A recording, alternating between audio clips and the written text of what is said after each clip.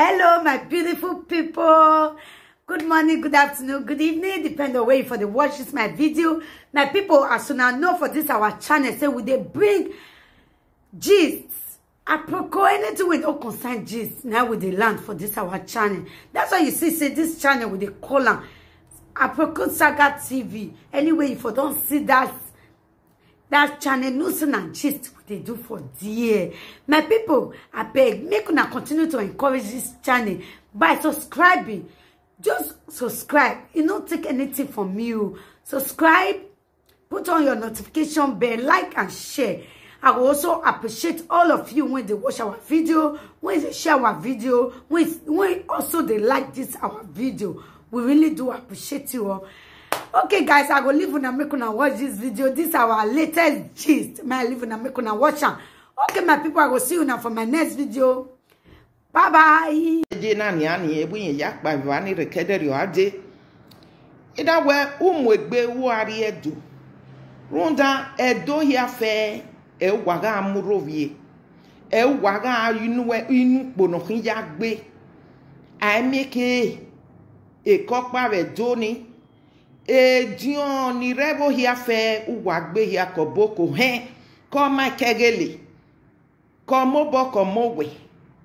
Edo wawe minani da ina osawenighazowegi mwegbe nuari edo nu ya imi edo runda mana ni re ni gwabi social media na ogwa mobodo ekinada kere adenia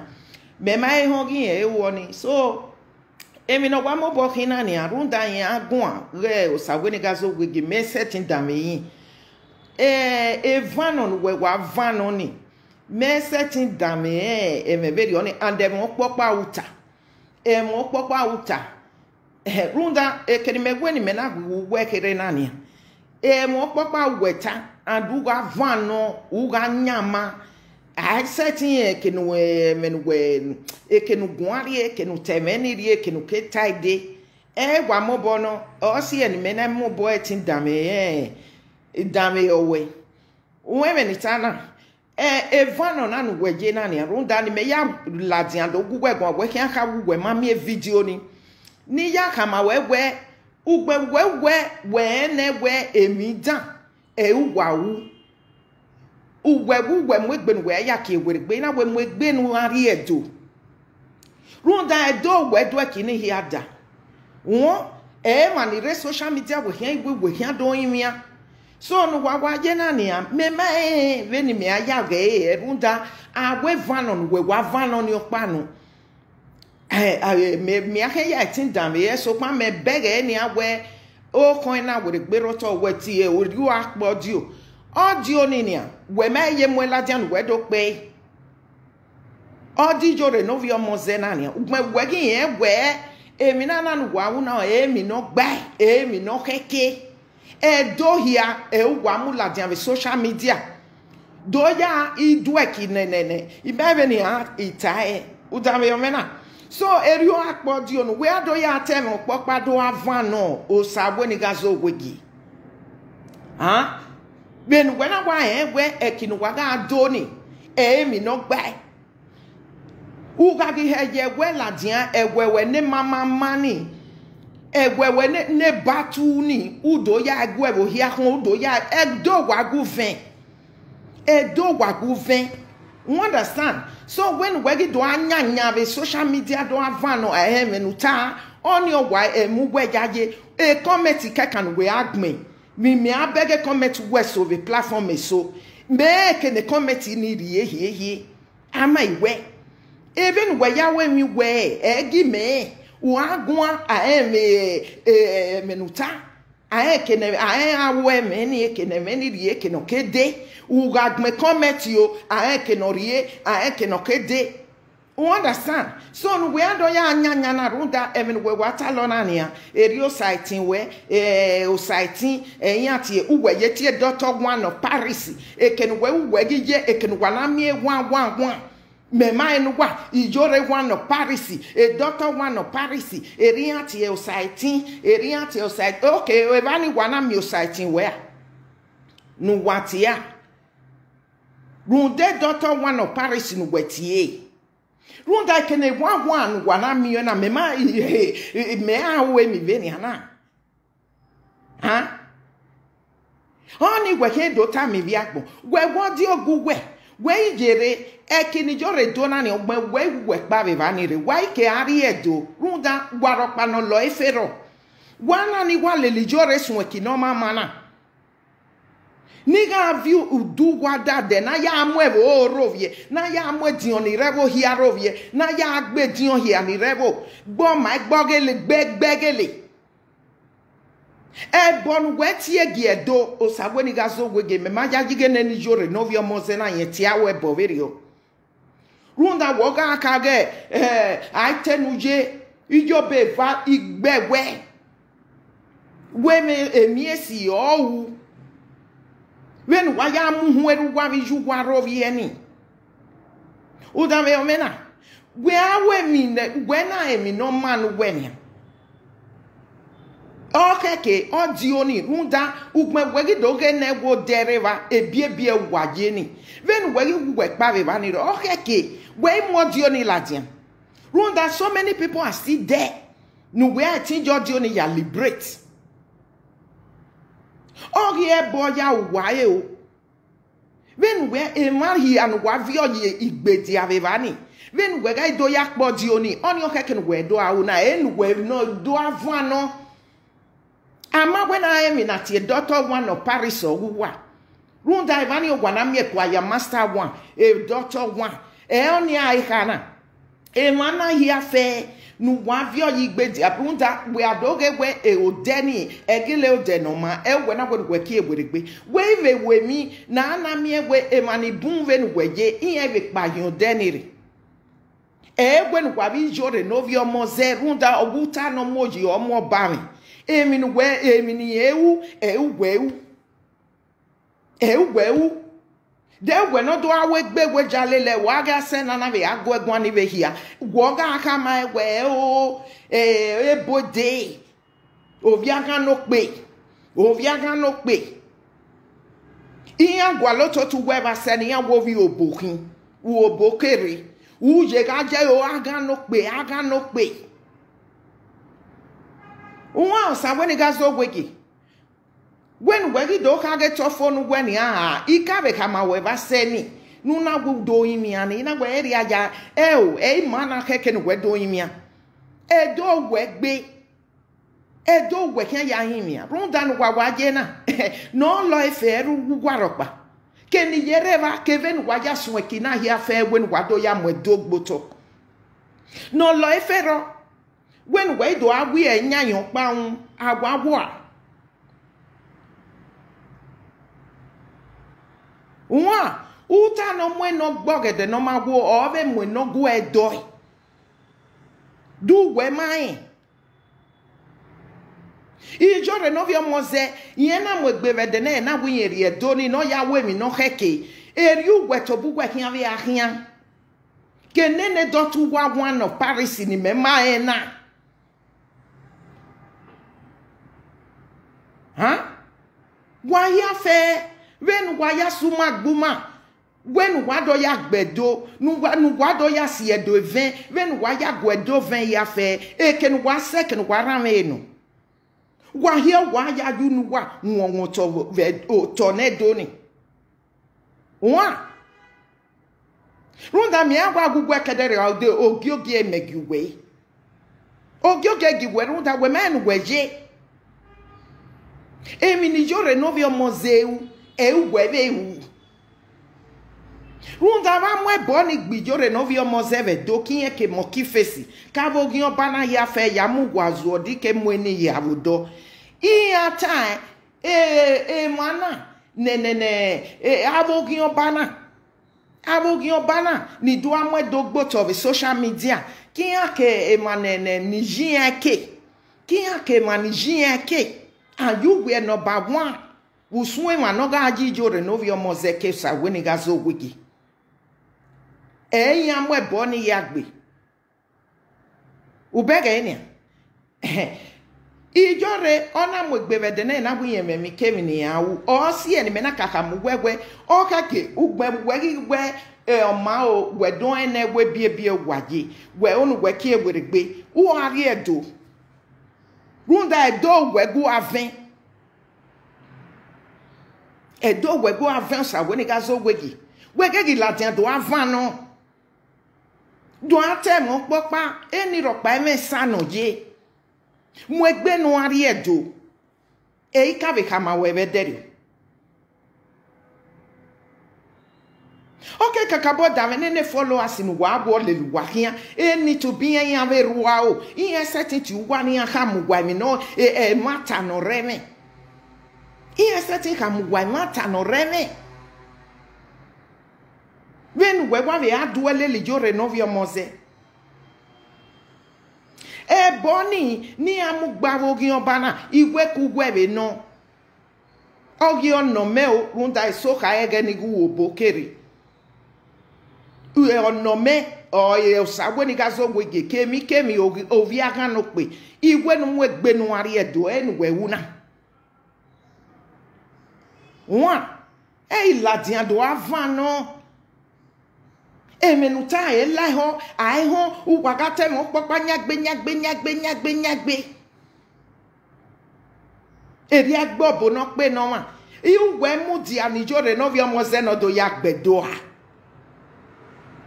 eri weyam eri maemi no wejoni yaka agbobo no pe no ma wagi unena ugwe mudi aneno ya we mesia ra ugwe mudi anewe no do ya mu ogie dogboto when wana mia bie kana we otone doni oseru wa seju wa ekene gbugwa kekpa ke no ramenu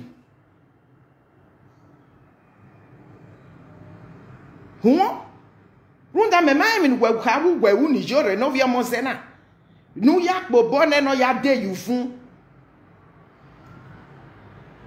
ha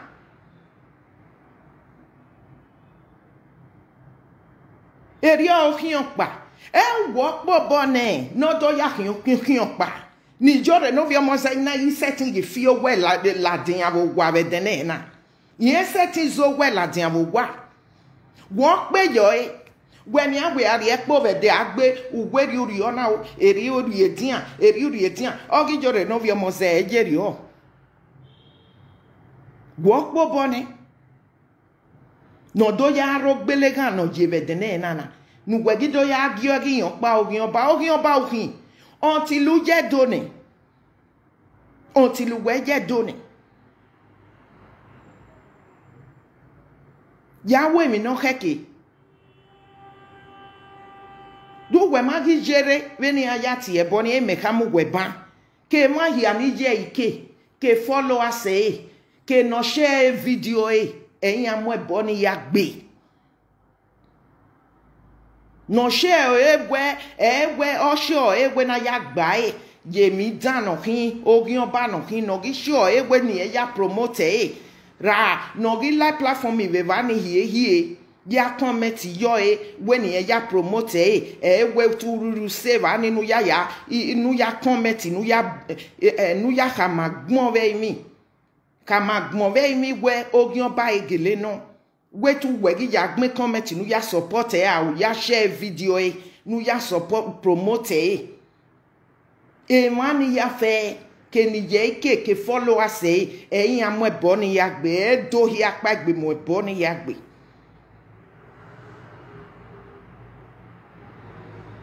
osawenighazowegi eyin amo ebo ni ya gbe kugwe ke hia enu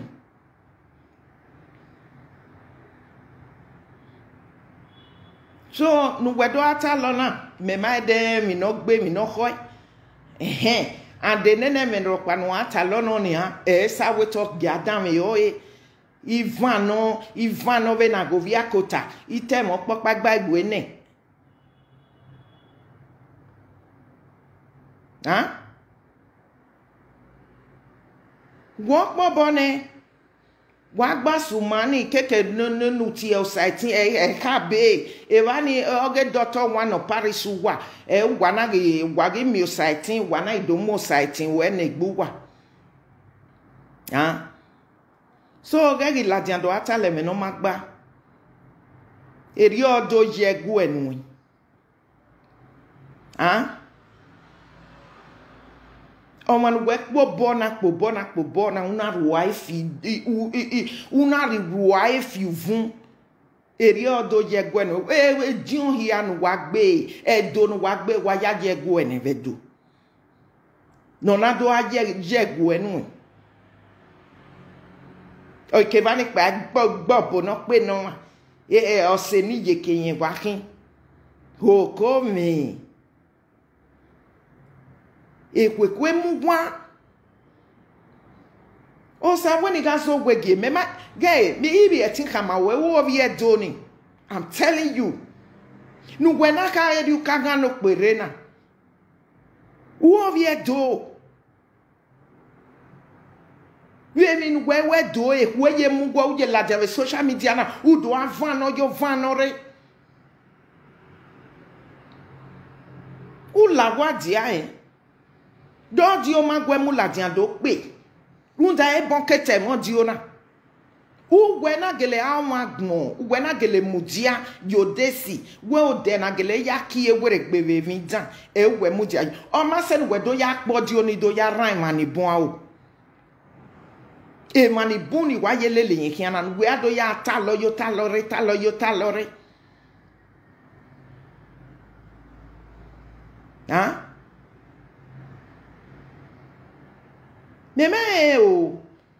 meme mi no we imede e comment wa gugme o a ke ne comment ni rie e ke no kede e mi no gbe mi no ho e comment we ge atie e comment we de ihimae the same thing wa gun we me bege we o me mi no sunu dawe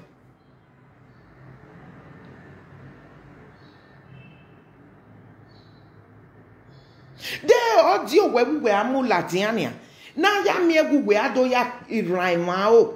ni ya awo ma ni jore no vi omoseki that is a different thing u wa modio ni ladian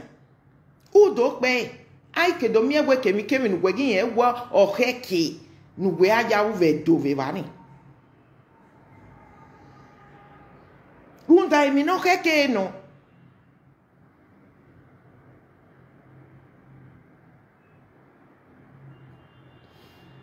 we mi ki ya no we do o were gbe ya aga hia won osawenighazowegi runda o kenya gwegi mia we o we mia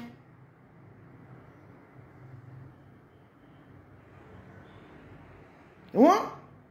so jore no vi omozo pa unu obenu wega afigi edoni obovo he mi ke mi hia fe ma ke ma de kopa nu we ma nu ma fiu nu we no ma mani give edoni ameno kam we ba sene we udo imi anenia e ma hia fe nu we uga iti e bona ve social media oma so pa gemi no keke nu we awu gari edo gari edo nu yaka medo gemi veni ana ite a support oma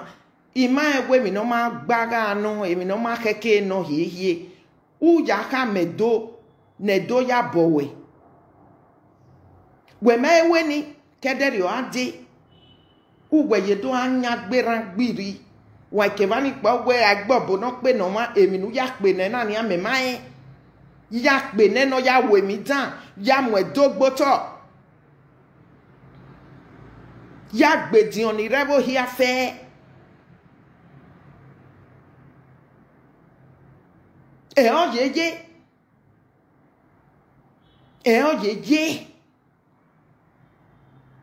iye wunya runda wo odo mi wa na ni ka wa mudiane ha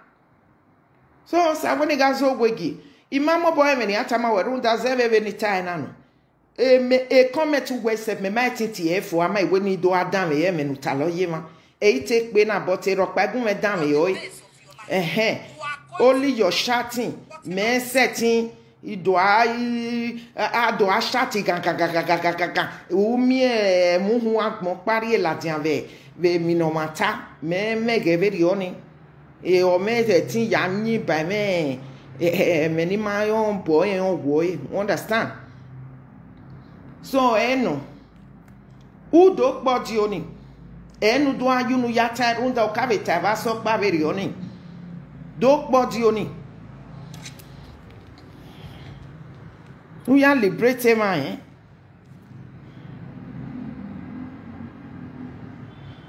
so on your pa meme wo do gbodi oni o wala ogbogo e ma ke ma ne nu gwa give your yigbedi ave here na mi egbe awe ni bunwo of a doran so kuma wa iko yorion venu wa ya leli yore no vi omoze do mwe do gboto do fi ebe na ya gun ana enu iyore unya rundavo o mi wa hia fe no ga aka ma egbe emi esi owu venu wa mana je do ni ne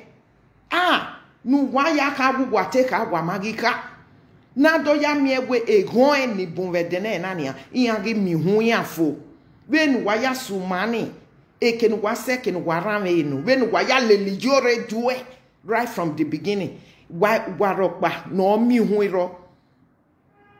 wa mi hu olesi wa mu egbe wa ri edo ya ju nu wa kai ekenu wa vie ofo oze hia fen wedo ehwe mwe uje alelugwe platform yahia uje ga gme ne comment no mama lele hia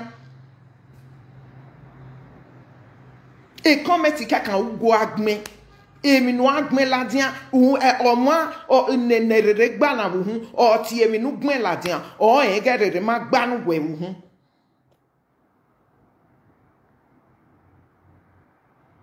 o ma bugwe o ma tekeke no wegwere gbe until we je do ni ne ugu kedoro ma kedore runda ma me go pa ni me jaja wo vi e do gugwe de me temi ni me ma okay kaka bo da me gugwa ni bunwo wa gi mi e gugwa kwe uge no were YouTube na ni ago zuo na ge mesie logo sania o ma je mi e we kwe o iladian wo bi edo yen kinge no mo touchable mama ne gbege mesie logo sa no wa mi keni na mo ebo gbera bi je mu gbe mo emebo no mama no bie o ya post here ye vani emi bungbe ni ewo bo mo YouTube ni gboto e mesie logo sa gwe no jo touchable mama ya ri ofan we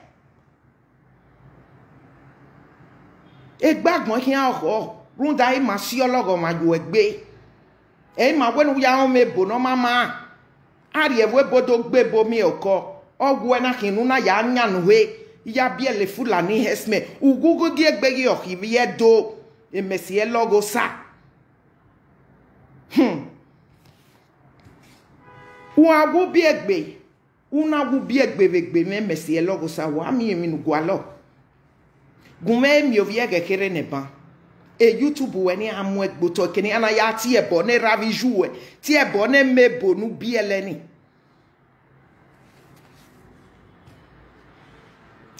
ebo nu kwakere egigi waka egbogo osawenighazowegi na nunda mi adoje kinu wedore nu yeye na ekwegbo ebe mwe nu ve zedi ave tota nu ve iyore na ve miegwe eyi egbe dedeve zedi ave sa we umie kini dogbera I beg a sign of remorsefulness where awana no te we mi no mama na no gi wetin e gi doki egweregbe runda emi mege be o mana gele wi afi were ye o dedan wi ye kan ki egweregbe be vindan emi mege gi no ma ni angele ya do mani omwegbe hie no ya mweme no se no tiny se me mio kederi ade ko ben we tu do ya imi vie social media ima mio everio we ekwe dede ekwe kere obe dede be aro wa o na ya we omona emina na ni note awu uje dan yo dare u ka move re egwewe ne gidigba ni u vagetian emina mana tie we ya fe eti voligini uje gbe kian ima bega fi gweri opa one ti megi setting down me uwe kekan zeveve nu ya chat me like come no chat yeah I mean there's do can chat on a guy meaningful something it may not be important and you can chat to eternity me I waiting take a but me no ma warranty chatting who do I chat me me gwa le gbe mi very honest so me ma beg a sign where who regret him in where uni that's why when you regret you know it's not still within our power ni maya forgive you where runda man we wet here born have social media wet here bo keka you understand but edo we guven edo keken we ya imia but still me beg je where I mean, where we not. In fact, maybe I tell hey, I beg about where. Who ye bet you ye boligele yahia. I'm a platform in an amio, who Sanfiona, who young men in a way.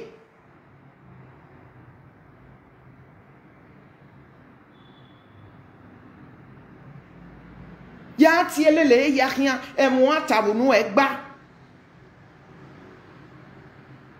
me ma wa gbon ware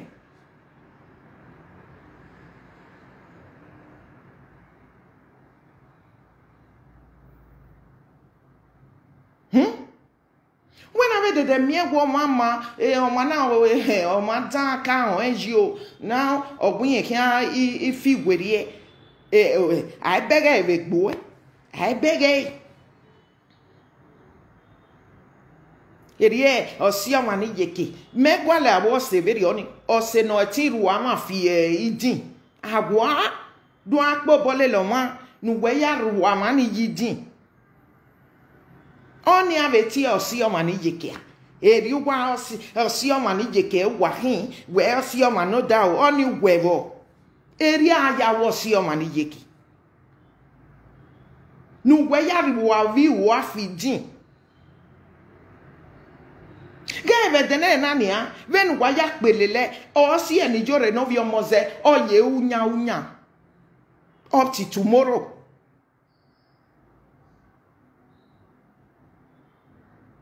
Runda any managa ye, when I attack right from the beginning where dating a mammy one and gak belele where wogi yekede, imajaji, go on to a jevery on even nana. No we gonna gi on we bo who on we born in ya fine but we get done we ya women no keke ahi aka mu we give you social media here thing forgive we if you social media we ni if you social media we gbe a nu na move lele ya here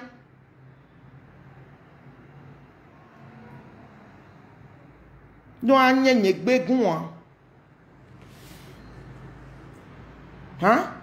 mu gwa mi jore no vi omoze until waje donine ma oni ahon ruda ni beti wole centronia I jore no vi omoze o ma no gbe centro va vi gbo ni emu kian igo ni jore gi ejalo mu no vi gbo igo ni jore gi ejalo Munovigbo, ijo renovia mose oka igo no ya mwedogbo to ige for one iga partition no muhiana nia igo ne ya mi ovevason oni no gui eni oma se 1 inch of igo ni jo renovia mose gi e jalo Munovigbo no Oni waya we mi je we hin avodo. Gwogwe no do ya amogi edogboto. Oni ove ti wole shentro. Ime majaji ohoe imaive no honi amego se no seti jala wigo ni joregi e jalo mune eriki no vigbo ijalo ariewe imajaji go ho paro no ga eza wigo veri oni no o ho paro no za wigo ni veri oni no kwia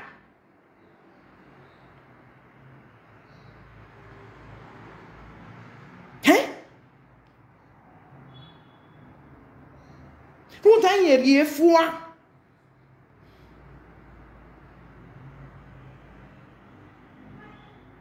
Ori efua. Enye na aka mugwa no waga zigo no kpia. Iye na aka mugwa egwaga zigo no kpia.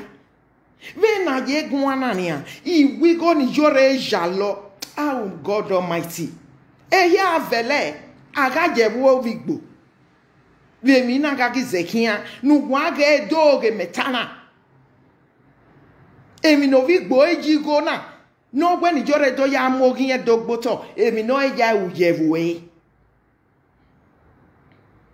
when agwanania I believe that was May abi April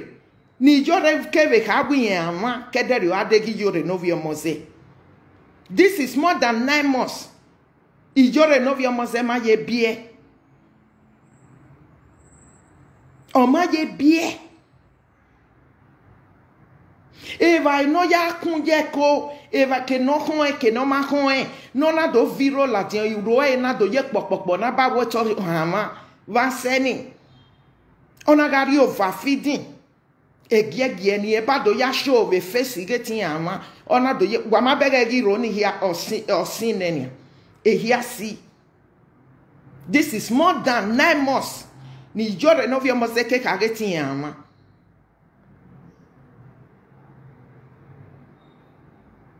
Ha?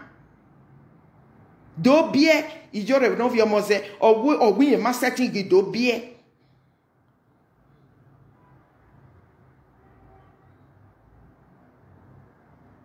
Menu kino po ya bie na. Imina agwa yuri edeke kedere o ade. On a my quick be right time mosi nene. Do be a jore gwin gi bie.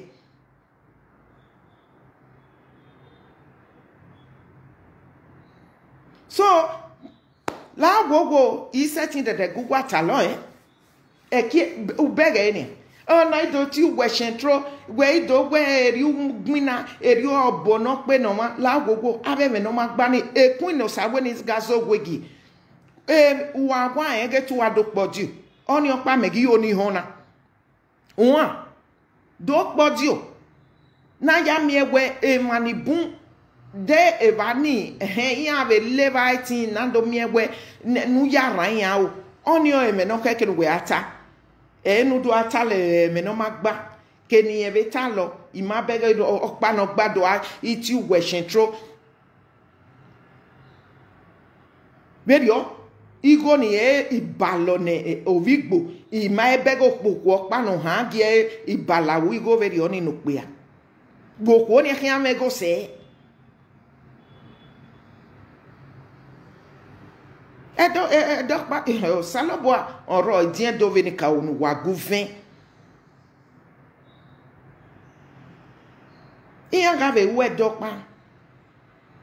Ado mi egwe emi na na hia fe nu wa una. Ma bege ni. Egbe ma oku wa ba gbon ni, egbe ma ri oku wa. Edo wa we nu wa guvin. Heu, o da me gbe Edo no koku wa no zegu gwaragbon vedene nana e wa gwe no wagu ve so la gogo na pa gwe ni wa do tama we won kem ni etabodo ke no weta ero pagun megi so it's just on the both side me seti wa total we ijore no vi omoze me hiage wegi no me setting down we waiva so kwa iga hemo dio o ja me woni iladiana oni me o emi no rodio ni nugi mai runda e mani buni anya ma ye awo mani kin egbo eni a through that audio e mani bun do emi e mata na ta kege adi e o ja me woni igu egbon zebe veni ka time aweno wa mogbe mi no awu osawenighazowegi mogbe no ari edo nu ya yin mi edo wa runda uza e uze dave video ni aye ago e ya were gbe age hia wa ge tu mia mie won e gwa ni bun gwa we mi ne bamba na wa gije the social media na uwere gbe ya ge do ge metamu wena o ke tu mia mie mo gbe no ari edo nu ya we mi no keke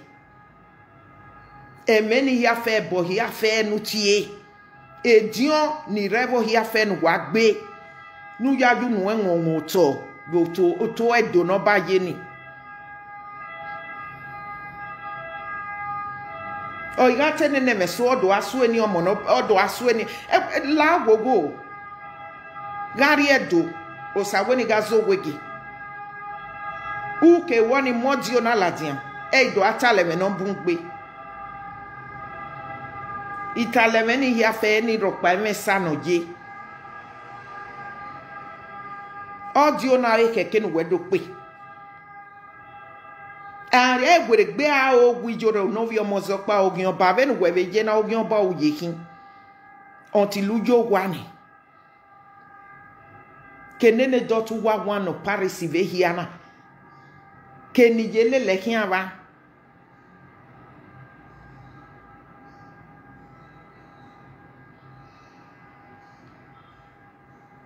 runda egenana atie bo wabe hia wana o mudia na egwe negejo emiro pa sunu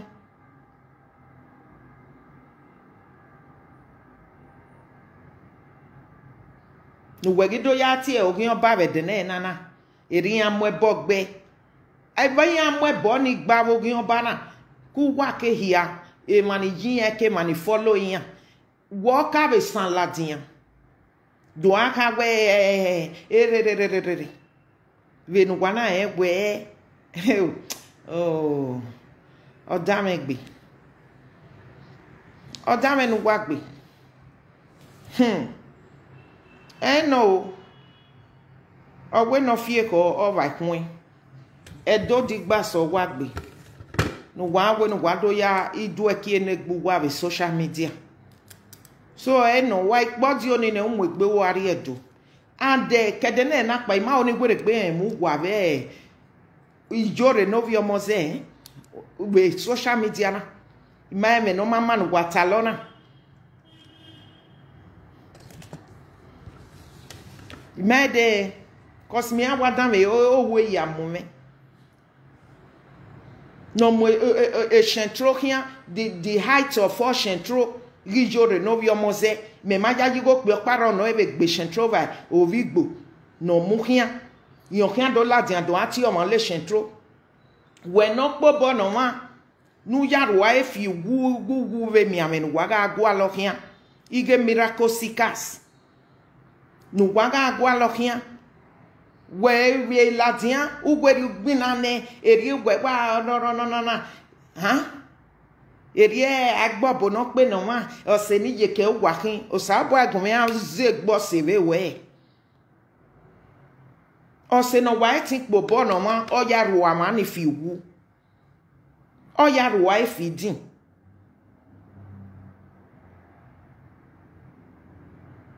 God forbid. So no, osawenighazowegi do podio nu mu egbe nu ari edo. Unda iyore no vi omoze oni wo tegbo yin adi aja. Wa so uwe mi no heke. Dan ma bere me nu watalo oni omujo ya mu imena. My de wa ya wa we se wa hian se pe. So udo kpodi oni do pe oni mewa oni you know oni wa dey important in me on your day important in me. Because no matter what no emi no radio ni ne aero on ni o emi no keke we awu wa ya je go enegbe wa ma je do ya je go egodo ni wa enwe na no mugwa emi no keke we ado we ma ewo ni uwe yeteme salt and water uye mi nene mi no ewan uye doctor no sungu igba igbogma no ri agbon doctor one no Paris no watie oga sungu igba igbogma no ri agbon no ogin oba fuede ogin ozolo betu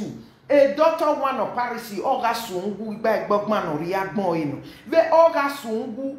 sungu vele kwa ya master sungu eri doctor one no Paris ga mi edemi ege ya sungu ronda ogin oba fuede ogin ozolo betu